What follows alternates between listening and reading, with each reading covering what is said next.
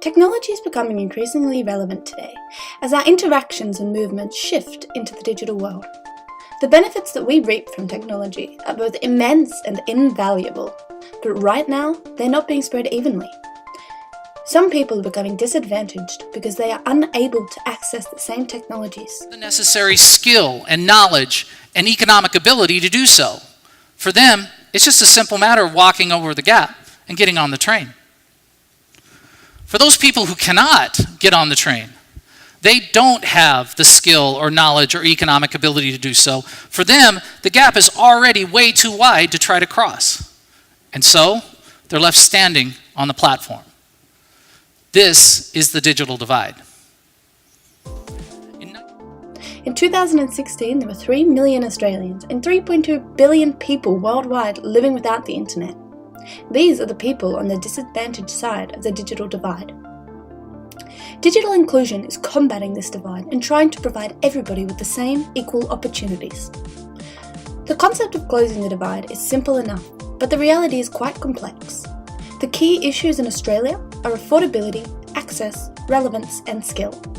Australians with low income, education, and employment are the groups most disadvantaged by the digital divide. The most digitally disadvantaged group in Australia is low-income households that earn less than $35,000 a year. Communities that experience poverty may be left behind as the country rapidly adjusts to new technologies. Access and skills are essential for Australians, but not only are low-income families and people living in disadvantaged communities less likely to possess these, they are also at risk of falling even further behind as technology continues to change the world around them. As you can see with this contest, the internet is a powerful way to have a global conversation that can influence global priorities. Unfortunately, conversations on the internet exclude the poorest of the world's poor. This is because they are beyond something called the digital divide. Bridging this divide won't happen simply by dumping technology on the poor. Rather, we need bridge makers who can connect communities on opposite sides of this divide. Older Australians aged 65 and above are the second least digitally advanced group, with only half of them accessing the internet. It is also apparent that these older Australians who are accessing the internet aren't benefiting from it the same way that younger generations are. For example, younger generations are twice as likely to use online health services than an older generation. A lot of those physicians who are 50 years old, they never used computers in school, high school, college, medical school, so they just don't have keyboarding skills. As people around the world are living longer, there is an increasing economic burden being placed on these younger generations. This has the potential to divide them. In Japan, they have dedicated 1/3 of the robotics budget to building carebots that would assist older people with daily tasks. This is an example of how technology can be used to diminish a divide that could separate us.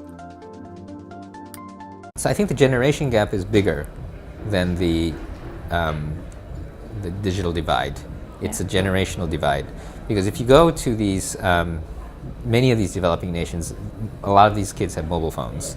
The cost of mobile phones have gone down quite a bit, and they're in touch with each other. They text each other and stuff like that. And of course, if you go all the way down to the tail, there are people who don't have phones, and in Burma, they're illegal, right? So, but I think in many markets where we consider them sort of disconnected, the mobile device is filling that gap. And so Women suffer from gender inequality throughout the entire world, so it is only natural that they suffer from the digital divide as well.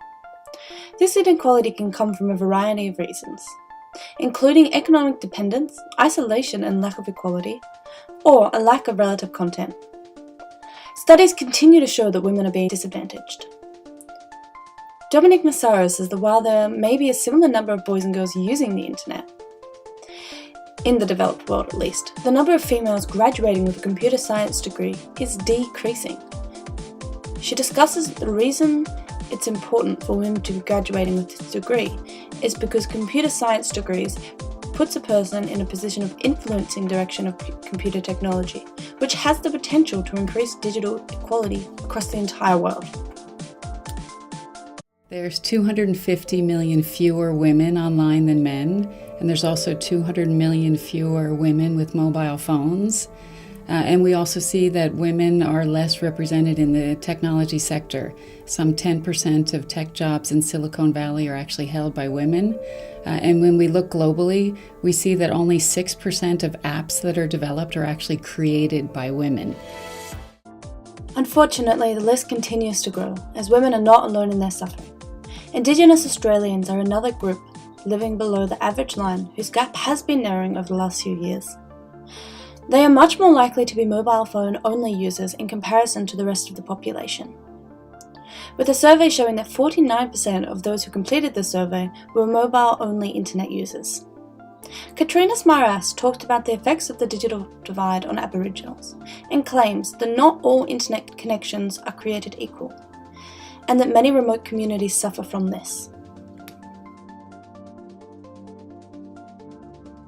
A lot about this divide and who it affects.